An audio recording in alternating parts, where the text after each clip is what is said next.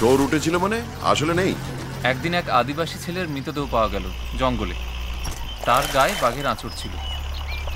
কিন্তু মাংস খায়নি। খেয়েছিল, কিন্তু সেটা বাঘ না হয়ে হায়না জাতীয় কোনো জানোয়ারও হতে পারে।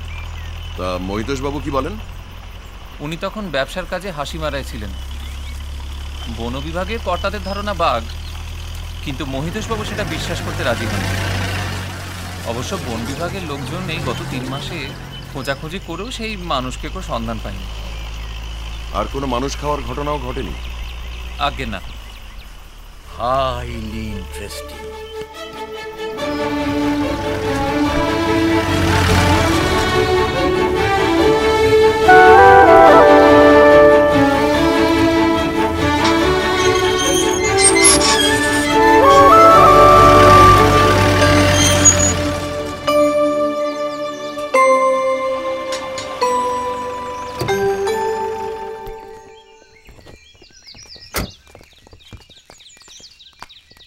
স্বাগতম মহিতোষ সিংহ রায়। আপনি নিশ্চয়ই গোয়েন্দা প্রদোষ মিত্র? আগে হ্যাঁ। তার মানে আপনি বিখ্যাত রহস্য রোমাঞ্চ উপন্যাসিক লালমোহন গাঙ্গুলি ওরফে জটায়ু? আমার খুড়তুতো ভাই তপেশ। নমস্কার। নমস্কার, আসুন আসুন।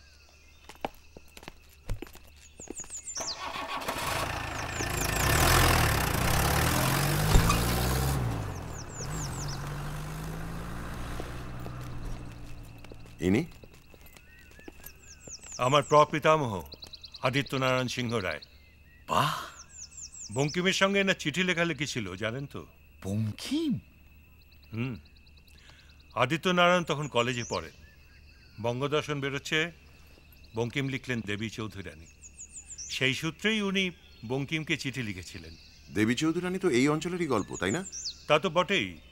এই যে আপনারা তিস্তা নদী পেরিয়ে এলেন, এই তিস্তাই হলো গল্পের ত্রিস্রোতা নদী। ওই নদী দিয়েই দেবীর বজরা যাতায়াত করত। আসুন আসুন আসুন, বসুন। আপনার বই কিন্তু আমাদের একাধিকবার পড়া বটে। শুধু ঘটনার দিক থেকে বলছি না, সেগুলো তো খুবই অদ্ভুত। আমার মনে হয় সাহিত্যের দিক থেকেও আপনার লেখার একটা আশ্চর্য মূল্য আছে। অথচ কি জানেন, আমি কলম ধরেছি কয়েক বছর হলো মাত্র।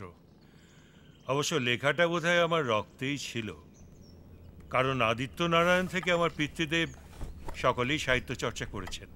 অবশ্য তার আগে কেউ করেছেন বলে মনে হয় না। এই তো, আসুন। আমরা রাজপুতানার লোক, ক্ষত্রিয়, জানেন তো? জানি। এককালে মানুষের সঙ্গে যুদ্ধ করেছি, তারপর মানুষ ছেড়ে জানোয়ার ধরেছি, আর এখন অবশ্যই খানিকটা বাধ্য হয়েই বন্দুক ছেড়ে কলম ধরেছি।